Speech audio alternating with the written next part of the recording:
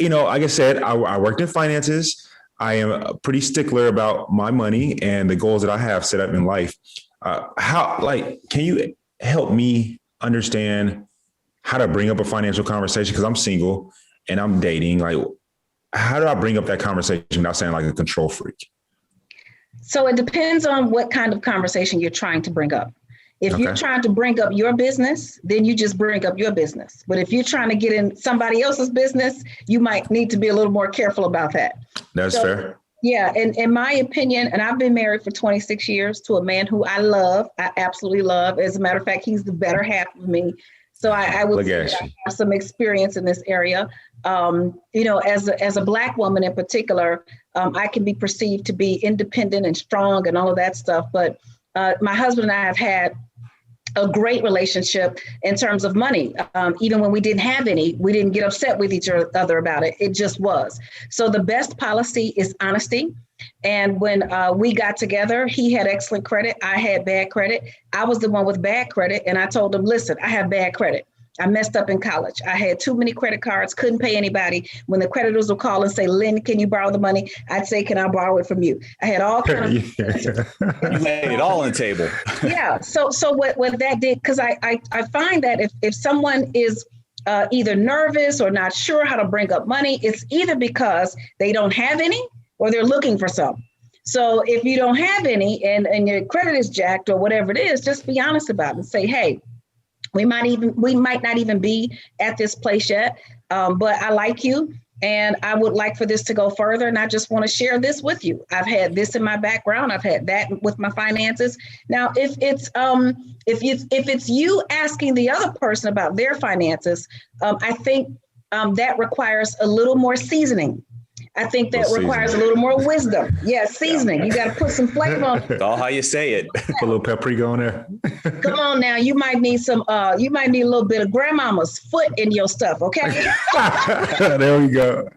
You know how when grandmama, big mama and them cook, they put their foot all up in it. I love it. You need to put your foot in it, which simply means the conversation may need to be centered around something that is not only relatable, but that is desirable. So if the conversation is centered around buying a house together, or if the conversation is centered around investing or long-term planning or retirement planning, then it kind of makes sense. But I can tell you right now, I mean, I haven't dated in a very, very long time, but I have 3 daughters, and I tell them, if a dude just roll up on you talking about money, listen, you and your mama gonna be looking sideways, okay? And the same thing for the fellas. Like I always tell my brothers, I'm like, listen, and my brothers come in all colors. I'm like, listen, if a chick is looking for your money, keep looking. So, I think. I love these. Yeah, keep looking. Now keep on looking, okay? Because something ain't right with that. So I think that the most important thing in a relationship is the heart and the intention. And all those other things, shoe size, what kind of car you drive, how much money you have.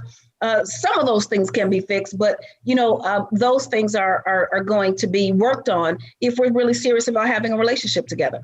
Absolutely. And Dr. Lynn, I know every relationship is different, but when did you start with your husband? Obviously, when you were dating him as your boyfriend, how soon did you start having those financial conversations?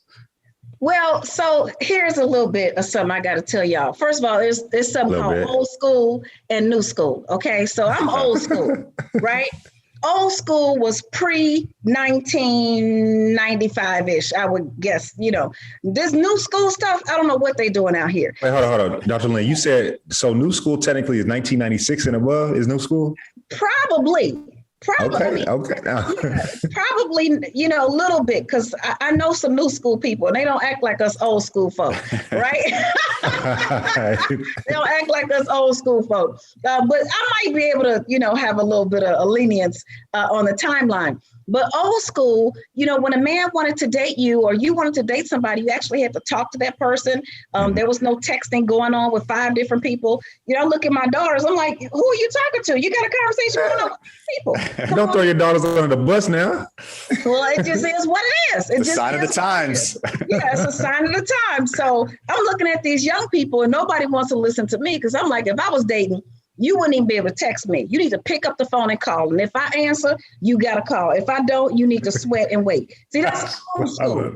That's old school. That old school love. Absolutely. So Love old it. school, my husband, before we even got married, he just gave me his whole check.